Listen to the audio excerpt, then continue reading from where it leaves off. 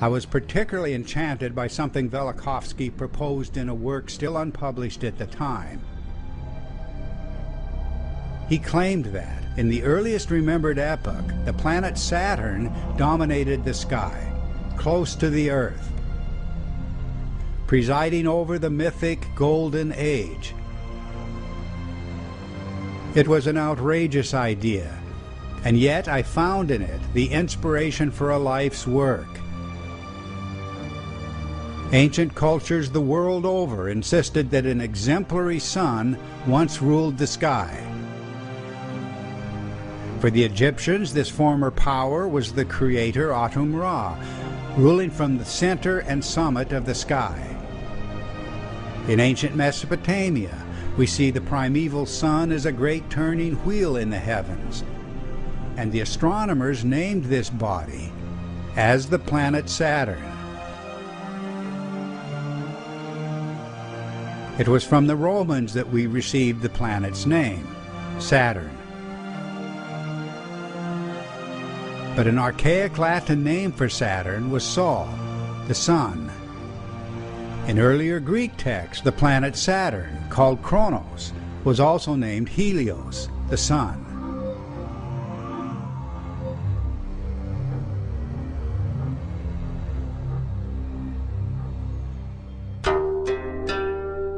Even the alchemists preserved this preposterous identity. They called Saturn the best sun.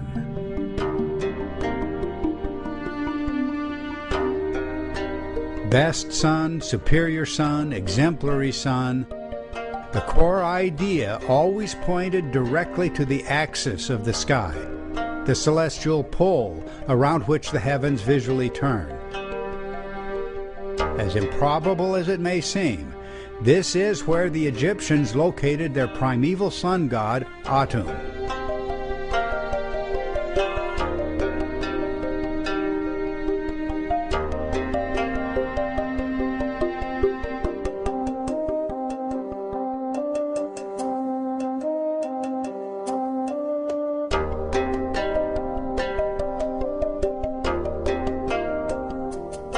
This motionless spot in the heavens is precisely where later astronomical traditions from Greece to Persia and China all claimed that Saturn had ruled the world, a contradiction of every principle we take for granted today.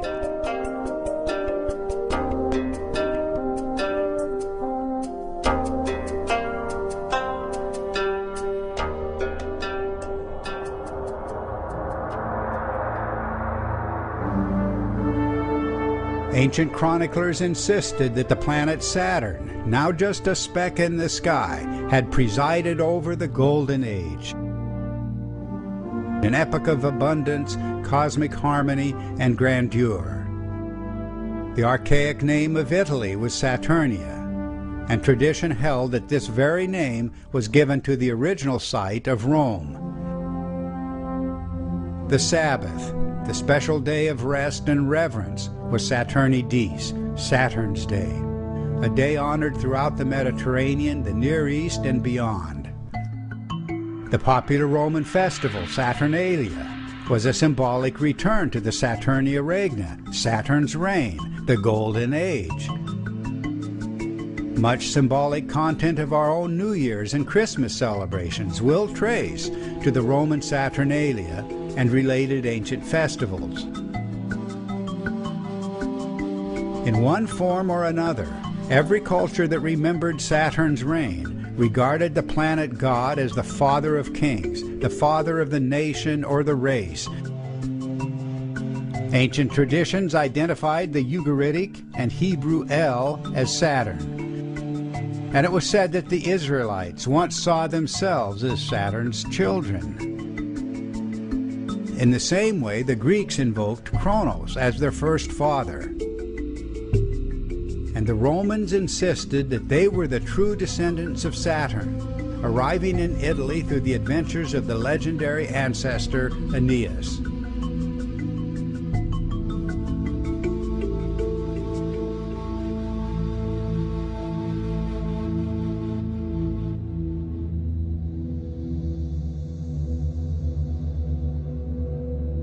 But there was a dark side to Saturn, reflecting the catastrophic end of the Golden Age.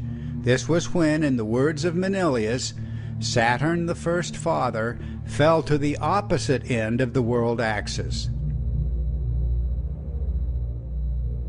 This sudden onset of chaos, when heaven itself seemed to fall out of control, has haunted civilizations across the millennia, erupting as doomsday anxiety, the fear that what happened once will happen again.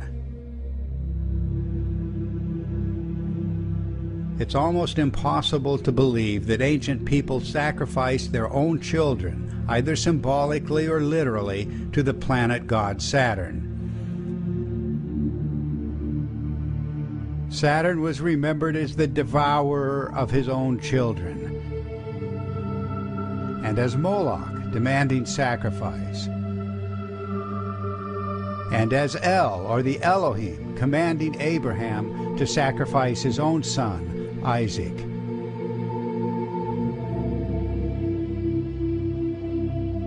In the face of evidence that cannot be denied, the reasonable course is to bring the catastrophic source of these memories into the light of day.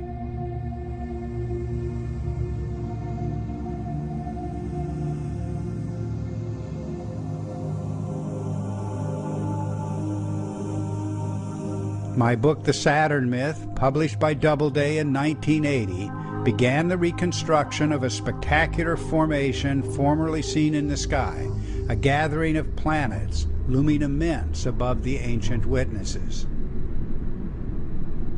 I was working with the mythic archetypes, cultures everywhere using different words and different symbols to describe eerily similar events.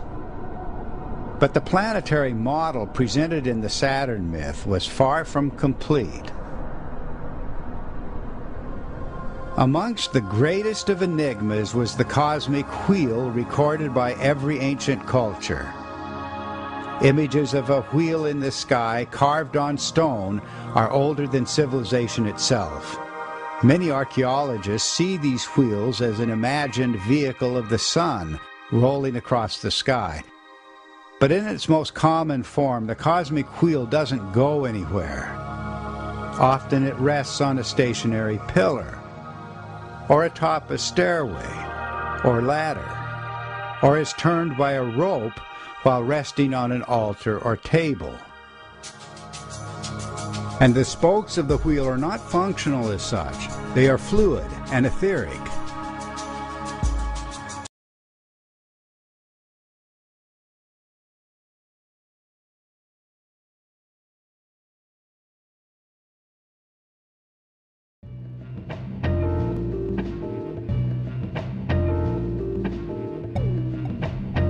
She's my mother now. Hey, Mark. Don't fuck with me.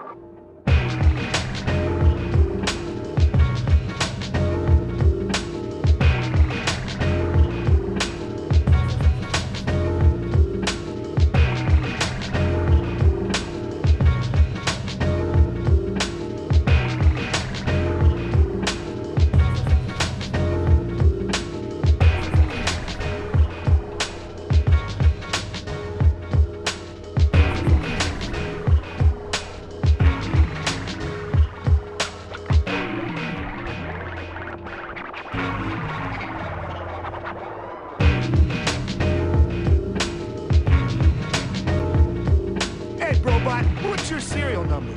3370318? No way! Mine's 2716057! I don't get it. We're both expressible as a sum of two cubes! Woo!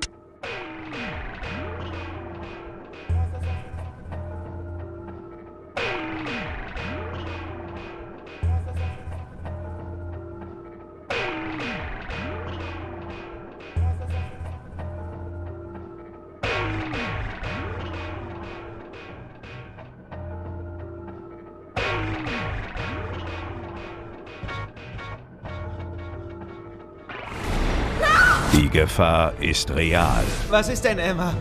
Was siehst du? Ich habe noch mehr von diesen Zeichen auf dem Dachboden gefunden. Stell dich nicht so an! Ich habe noch mehr von diesen Zeichen auf dem Dachboden gefunden. Ich habe noch mehr von diesen Zeichen auf dem Dachboden gefunden. Ich habe noch mehr von diesen Zeichen auf dem Dachboden gefunden. Ich habe noch mehr von diesen Zeichen auf dem Dachboden gefunden. Stell dich nicht so an und komm jetzt! Du glaubst mir immer noch nicht. Es ist draußen.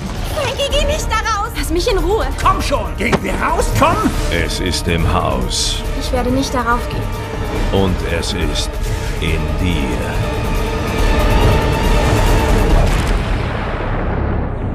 Evil Twin. It's the glare from the reflection, making patterns in your eye. It's the looking back in anger. 얼마나 못해 처먹었는데. 칼같이 동생 때리고 물건 빼고 팔찌가 다 Undertow has come to take me, guided by the blazing sun. Have mercy on this poor, unfortunate creature.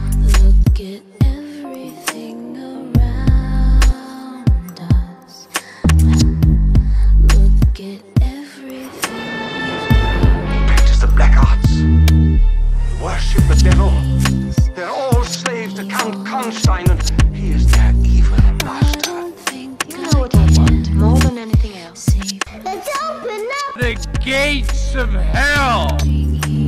The gates of hell are open, and the hellhounds are loose. I can save myself. I'm drowning here, please. Anyone? They look alike. They dress alike. Two identical beauties. Save myself. But one of them has the very devil in her. I'm drowning. For you, all pleasure should be supreme. Anyone? I don't think You will be Maria now, unsuspecting. myself. thought it was your sister that I loved. But now, I know. Maria.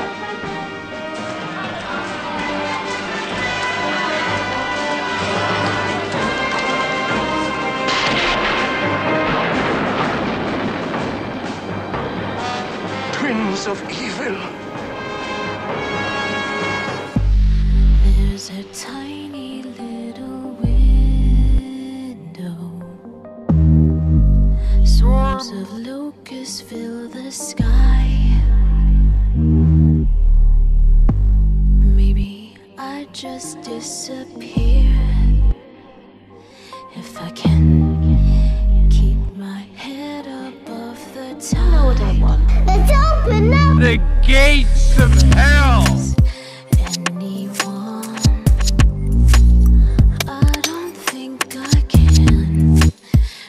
Myself, I'm drowning here, please. Anyone? I don't think I can save myself. I'm drowning here, please. I love that feeling of power. Absolute.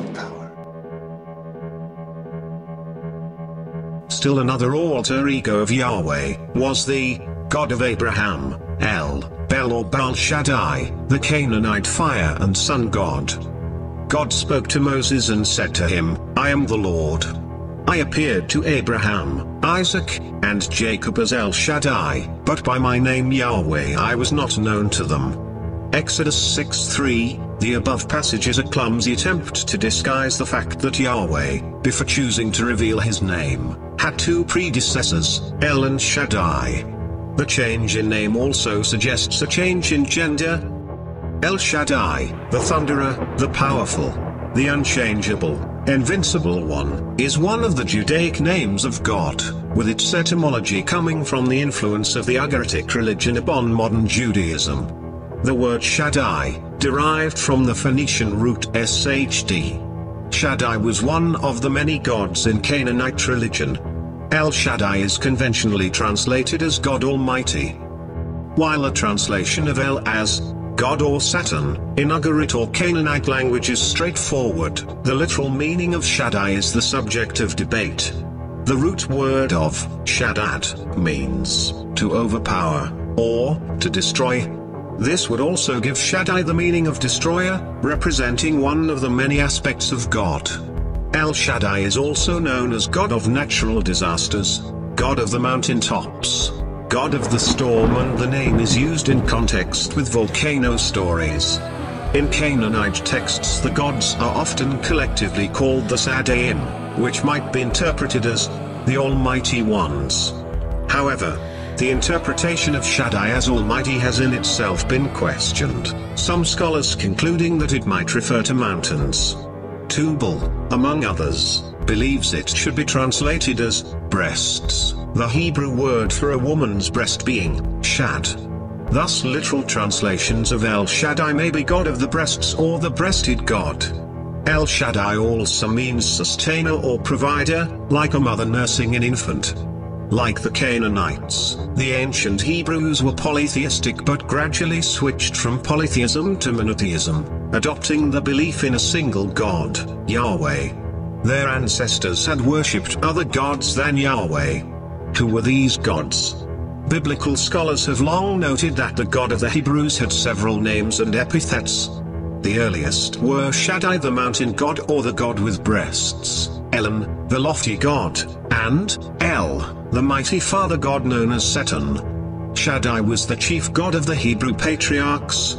El Shaddai was an Amorite or Canaanite storm god, an epithet of the Canaanite father god El or an epithet of the Amorite El in his role as divine warrior, identified early by the Hebrew patriarchs with the Canaanite god El. Admittedly, the primitive meaning of Shaddai is obviously breast. The Hebrew word shad, plural shadaim, means breast. Scholars believe that El Shaddai was a relic of an ancient Canaanite goddess who had been transformed into a male god. Other scholars believe Shaddai means mountain god. And Jacob said to Joseph, El Shaddai appeared to me at Luz in the land of Canaan, and he blessed me, and said to me, I will make you fertile and numerous.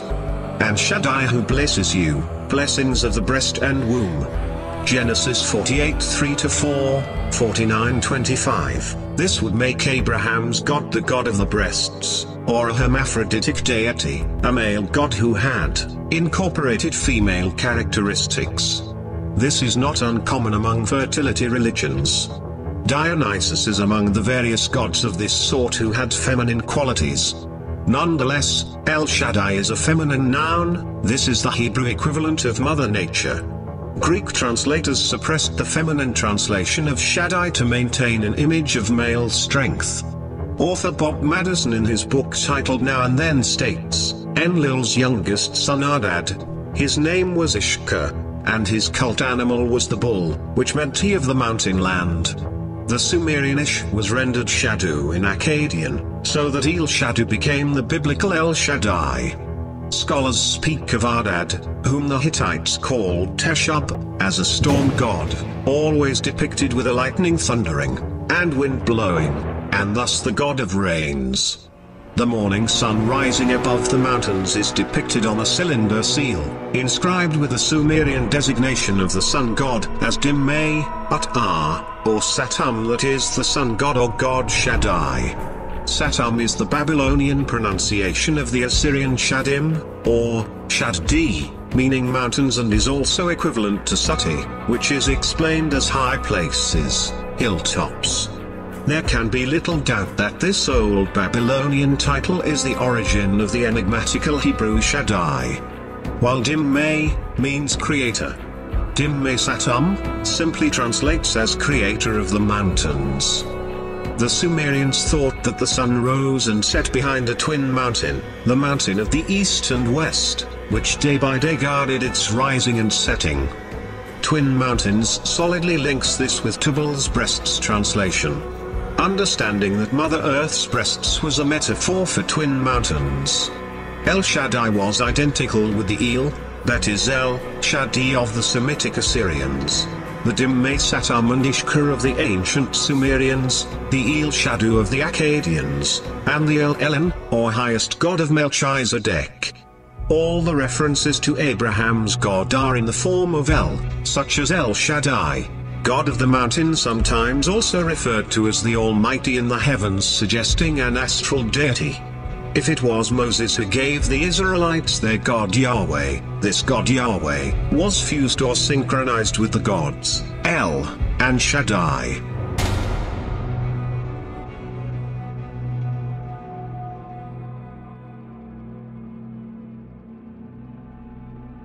The ancient British Saturn, according to the triads, is Sadie, or Sidin Sadie.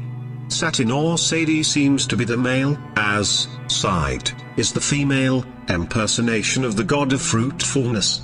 Side or Shad is in Hebrew to put forth, to shed abundantly.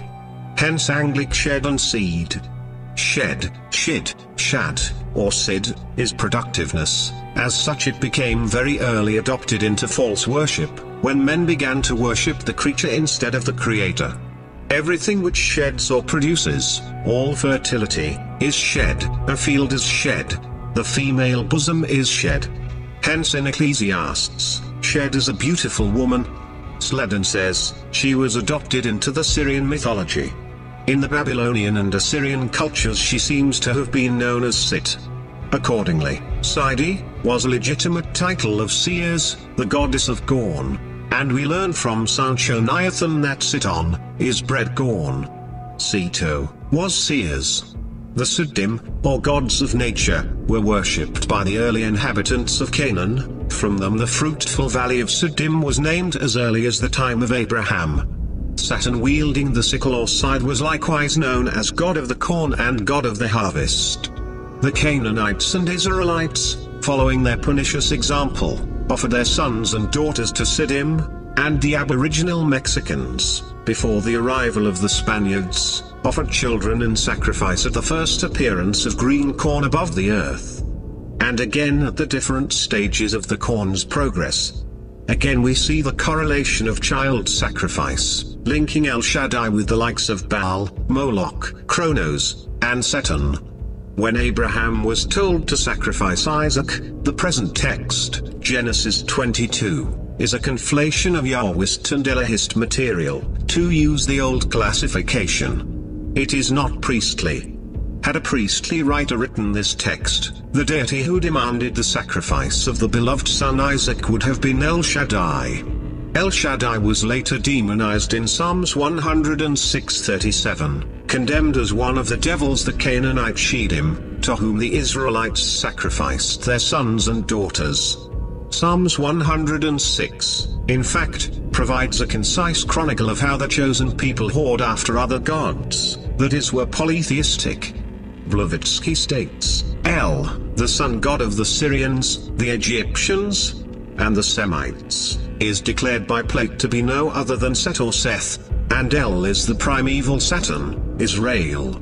Shiva is an Ethiopian god, the same as the Chaldean Baal, Bel, thus he is also Saturn. Saturn, El, Seth and Kian, or the biblical Kian of Amos, are all one and the same deity, and may be all regarded in their worst aspect as Typhon the Destroyer.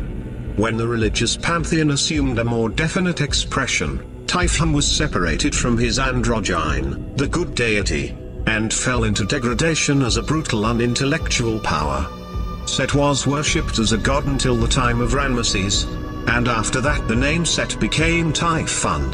Typhon is a later name of Set, later but ancient, as early in fact, as the 4th dynasty, for in the ritual one reads, O Typhon Set, I invoke thee, terrible, invisible, all-powerful god of gods, thou who destroyest and renderest desert.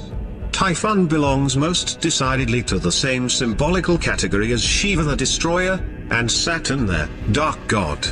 When the Semitic dynasty Hyksos came into power, they favored the Egyptian god Set, Ahab, whom they fancied identical with their own Sedek, or El Shaddai. Set was primarily and preeminently god of the pillar, and El Shaddai we hold to have been a form of Set Ahab on his mountain of the pole. Set was a deity of the northern celestial pole. Throughout Saturn's reign this sun planet remained fixed at the northern celestial pole. To further solidify this connection, El Shaddai is also known as the unchangeable, that is fixed. The Egyptian Set is identical with the Semitic Seth. The word Set in Egyptian, as well as in Hebrew, means pillar, and in a general sense, the erect, elevated, high. As noted by Herodotus, Typhon was traditionally identified with the Egyptian Set, who was also known to the Greeks as Typhon. Typhon derives from the Greek word, typhine, meaning, to make smoke, fume, singe, burn slowly. Typhon is thus the chthonic figuration of volcanic forces, the cause of eruptions. The Greeks also frequently represented him as a storm demon. Typhon Set, the adversary of Horus, was figured under the symbol of a serpent, called Apophis, or the giant. And it cannot be doubted that he was only a later form of the god Seth. Plutarch mentions Apophis, and shows he was the Titan Saturn. Saturn's serpent is shown biting its tail, a proper emblem of the endless circulation of years, ages and periods of time. Saturn's planetary symbol is also the cross of the Tau, entwined with a serpent. Amazingly enough, both symbols are representative of the S and T, the two most dominant letters of Saturn, Sut, Set, Seth, Saturn. Furthermore, author A. Brian Lasseter in his book titled Mythology for the Microcosm displays a list of 7 oppositions that are directly connecting Saturn, Set, and El Shaddai as one and the same divinity. This can only mean one thing. In a passage of the Egyptian Book of the Dead, Set is called Tet, a fact which, according to Bunsen, intimates that Thoth inherited many of the attributes of Set. They were, however, in reality the same deities. Set, by change of the initial letter, becomes Tet, one of the names of Thoth, or rather the same name, as Set agrees with Seth. We have in this an explanation of the statement that Tet, the Phoenician Teot, was the snake god, Esmon Aesculapius, the serpent being the symbol of Tet, as we have seen it to have been that of Seth also. In this we have a means of identifying the Semitic deity Seth, with the Saturn and related deities of other peoples. The god of time was worshipped under the names of Kion, by the Egyptians, clearly taken from Sion, a name of Saturn, or Seth, and Sion is the same as Gain. El or El was at the head of the Babylonian pantheon. With this deity must be identified the El or Elus, of the Phoenicians, who was the same as Cronus, who again was none other than the primeval Saturn. Saturn and El were thus the same deity, the latter, like the Semitic Seth, being, as is well known, symbolized by the serpent. A direct point of contact between Seth and Saturn is found in the Hebrew idol Kion, mentioned by Amos, the planet Saturn being still called Kaivan by Eastern peoples.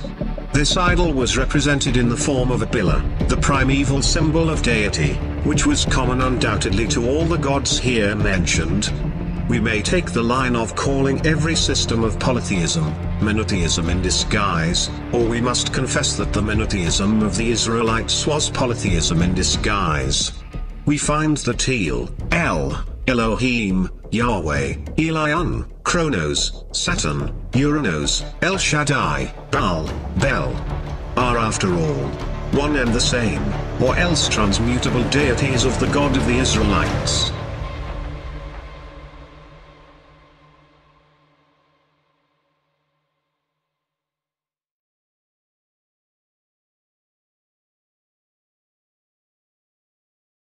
Open your eyes before you die.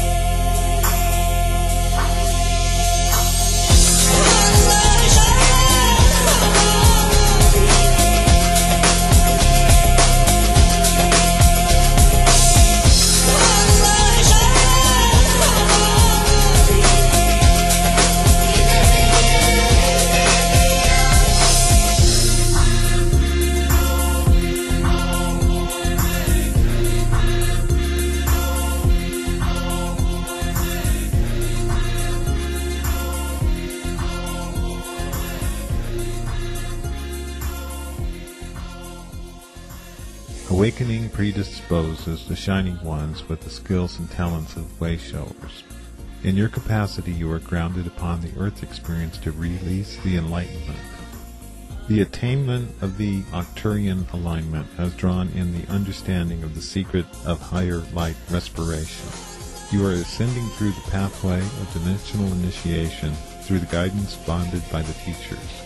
The teachers speak to you through an intuitive tunnel following newest truth created by your attraction and inclusion. The teachers of light speak fundamental core intelligence from within the totality of space-time and being. Contained inside these primary language segments are awakening codes that offer a medium of interpolation to assist the advancing scale of transformation. The codes are prompting expeditionary supernatural knowing, which will articulate full emotional entrainment to equalize appropriate feeling through harmonic adaptation. Way showers walking the natural curve of the intended architecture enclosed in the sphere of the 7 dimensions shine forth a directional beacon to higher evolution. The esoteric, mysterious, and higher aspiration is the cornerstone of the progressive edifice. In the sanctuary of the great temple you are gifted with courageous beneficence and stand in gracious accomplishment. The advent of anterior supposition has given rise to attraction, an inclusion of universal adjustment which manufactures experiential reality. Faceless primordial mists of the elliptic constellations held technological mechanisms for the presages of historical evolution. Upon the stone records of the world, the wonders of the unfolding messages have been written in the hieroglyphic fractals. The manifestation of human proliferation into illumination follows logical material reductionism through hemispherical mechanics in alignment with intuitive harmonization. Within a vibrational pattern of intuition, reason, and insight, the survival of physical senses began to release the necessity to use language as a barrier and recognize it as a tool in the manifestation of sensitivity. You are following the path of lessening the resistance to hearing and becoming more attuned to the vocabulary which attracts interplay of higher thought forms spoken to draw in the messages of the teachers of light. In the surrendering release of the insistence for egoic reaction, thought control, and global universal and spiritual infrastructure, you will be more subjectively prone to be able to revise, reorganize, and fundamentally edit the unconstructive dissertation and bring forth meaningful and fulfilling experience. First reflections to being are mental refractions. These thought forms react under the constraints of fourth-dimensional quantum functions that determine contrast between non-physical potential of neurobiological cellular evolutionary templates, responding to design system mechanics operating on the level of linear temporal manifestation. Matter is thrown across the cosmic loom where the warp of the longitudinal waves crisscross the transverse web of particle streams interconnecting the dynamic looping membranes to the functional topologic field. This level of energy condensation is a fifth-dimensional convergence design, construction, and the medium for weaving patterns of the knots in the topology. Photons are active consolidation points within the overall waves of the warp running perpendicular with the analogous weft streams to condensate and anchor the electromagnetic field membranes. Reality is meshed together in vibratory fields that are not particularized nor have become waves, but are the stratum or the plenum of existence. Here fullness is described by chargeless and universal light essence. Light is the geometry of existence in spatial terms, manifesting within the sixth-dimension grid of infinite expanding interconnected points. Being is formed and reformed to create relationship multiplicity. Human consciousness seeks to define the essence of creation in the world of the third dimension using temporal segment manifestation. In higher dimensions, above the third and fourth, time is holographic and does not relate to individual segment completions. Creation is unhindered. Thought and the creative manifestation are instantly achieved as time is individual consciousness, which requires segmentation through linear pulsations of time waves. Cycle completion is a spin characteristic of vibration in lower densities, where it is not fully and completely manifested through the interconnected oneness of fifth-dimensional energy. Spatial extensions are pushed structurally by the pulse or the beat, which is the individual incidence of rhythm. Sound and time are octaves of similar frequencies within the grand vibration. Time waves are created by pulsations of cosmic sound that translate the underlying tempo to determine specific beat signatures. This tempo is the life stream and part of the created human cycle that drums forth the amount of energy to be released into fourth-dimensional and lower system matrix. The time waves are composed through the interactive divine mind disseminating thought under sacred geometric designs purposefully registered to be played upon the fifth-dimensional membranes. Through the intensification of density, spin characteristics of photons form the ether, which is produced by condensation of pure energy. The formless, chargeless energy expressed through unitary non-localized light essence achieves individual consciousness through particularization. Vibratory frequency slows into the fourth dimension as individual particularization and density increases. Consciousness separates into descending levels of awareness utilizing linear time as a vehicle to limit awareness into myriads of polarized distinctions. Duality is mysterious. It is a multiplicity of infinite quantum elements of different segments, intensities, flavors, types, styles, compositions, actions which reflect into the cosmos related through fractional, distributive inclusion. This level of being is understood as a soul, which is imbued with spiritual essence and material substance. The nature of being at this level of fifth-dimensional conscious awareness is unconditional love. On behalf of ninth-dimensional agreements for incarnation, a soul pulses into harmonic alignment to resonate the pulse transmissions into the photonic grid of the fifth-dimensional unitary field.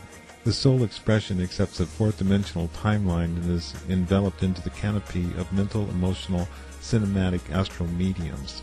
The world of the fourth dimension is a self-replicating, internally regenerating program of consistent internal time loops and folding multi-layered universal membranes.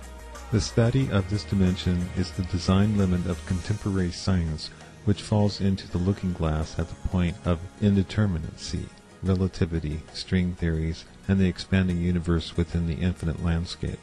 Within the bubble of time, the separated mind of the witness or the watcher sees itself in a repeating loop of entangled conundrums that reach into the paradox of eternal being. Above in the fifth dimension there is instant creation, not subject to temporal parameters, polarities, and/or degrees of quality, energy, density, charge, and differential spin. Divine Mind connects seamlessly through the seventh and fifth dimension, allowing harmonic resonance extension and/or omniscient collective awareness. At the point of particularization, fourth-dimensional mental-emotional condensation initiates a deepening spiral into the myriads, forms, ideas, emotions, complexity, variety, duality, and contrast. The centered interplay is the remarkable individual reality wherein you are a co-creative being within a seemingly logical viewpoint, given within a temporal, spatial, emotional, mental framework. This framework is called life or reality and is only the individual perspective. Through communication, it can be shared and combined in a consensus with others who are in Arcturian alignment.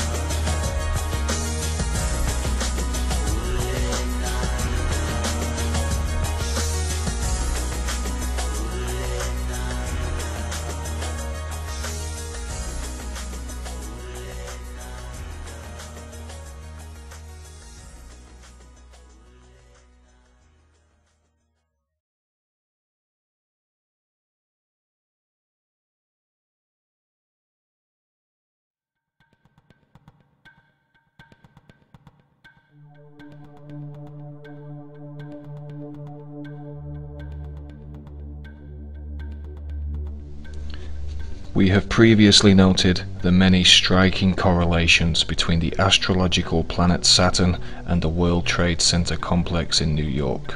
Correlations of a structural, symbolic, and esoteric nature, both before and after the tragic events of September the 11th, 2001. Correlations which seem more than just mere mundane chance.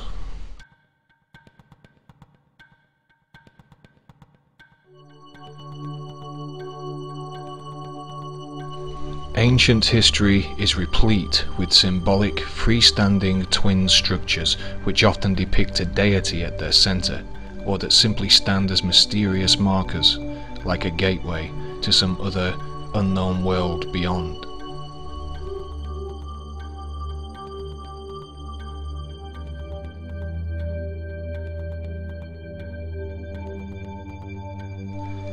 In the book The Golden Dawn, which claims to hold the entire magical teachings of the Hermetic Order of the Golden Dawn, whose members included self-proclaimed beast Aleister Crowley, it is claimed that therein lies an explanation of the symbols of the grade of the neophyte, which clarifies the mystical meaning of the two pillars.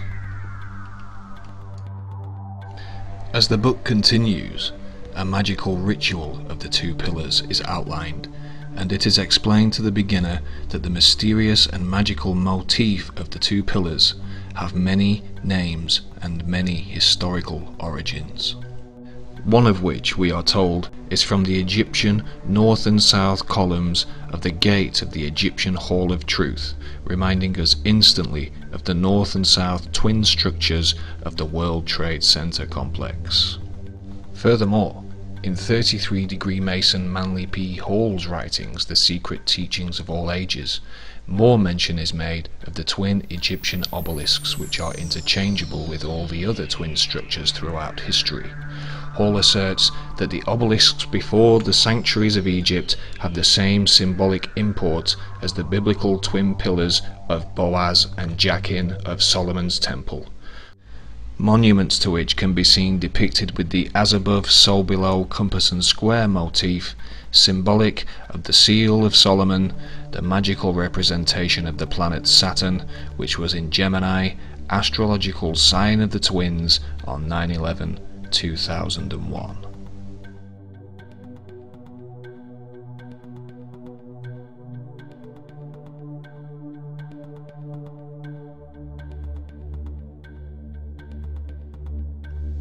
In the King James Bible, Boaz and Jachin are described as each being decorated with checker work, and the very same detail is seen surrounding the symbolic pillars in every Freemasonic hall. In the same biblical chapter, Boaz and Jachin are described as being decorated with pomegranates, a feature prominently seen surrounding the Tarot Pack's High Priestess, who sits between the very same pillars. The card can also be seen with the familiar twin numeral or Gemini symbol at its top.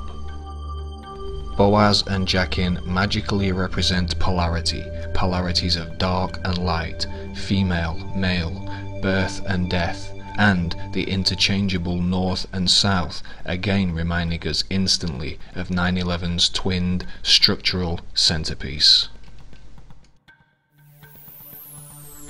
In The Secret Teachings of All Ages, Hall states that in the mysterious Sephirothic Tree of Life, these two pillars symbolize severity and mercy.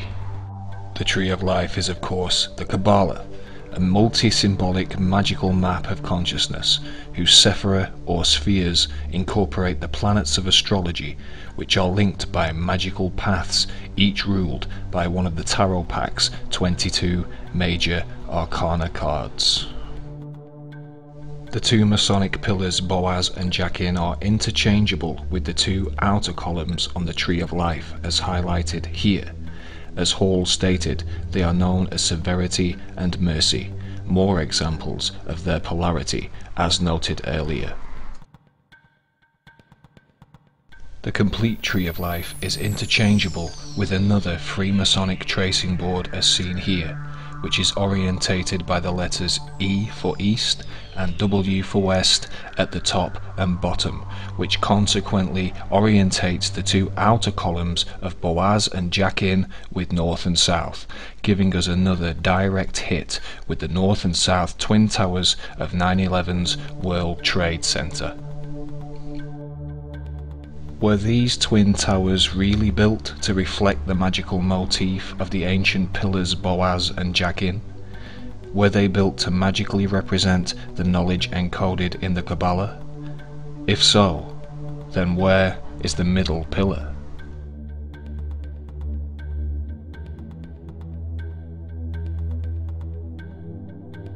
At the base of World Trade Center 1 and 2, as well as this strangely Egyptian-looking pyramidal structure, was this, a fountain feature, known locally to lunching New Yorkers as the Sphere.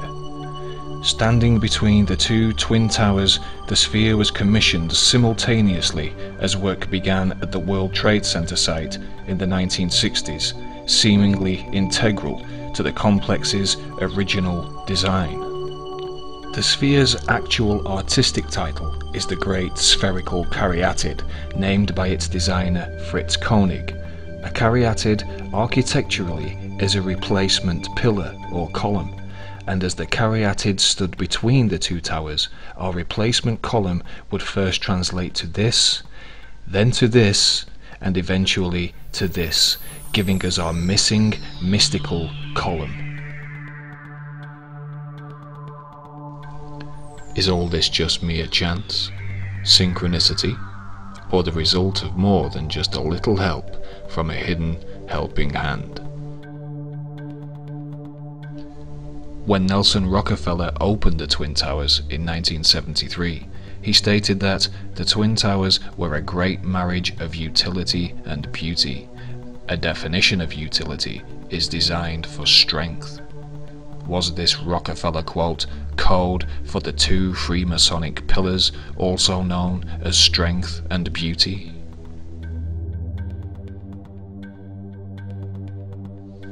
The Great Spherical Caryatid, or symbolic middle pillar, was set to rotate once every 24 hours, the length of an Earth day. It was also made of 52 pieces of bronze, the alloy used to forge the original twin pillars Boaz and Jachin. There are 52 weeks in an Earth year. This gives the caryatid, or middle pillar, a strong resonance with the planet Earth, and on the Tree of Life, the Earth rules the 10th Sephirah, situated at the bottom of the middle pillar. This 10th Sephirah is known as Malkuth and is said to resonate strongly with the first Sephirah at its opposite extreme, known as Kether. In fact, it is said Kabbalistically of these two spheres that Malkuth is in Kether and Kether is in Malkuth, or, put more simply, as above, so below. They are interchangeable. This leaves us with little doubt that the spherical, symbolic caryatid is the third pillar at the World Trade Center Monument to Magic.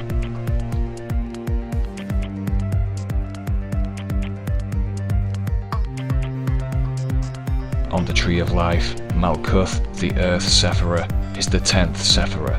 Malkuth means kingdom, and within Malkuth lies the gate which leads to the other 9 spheres upon the tree.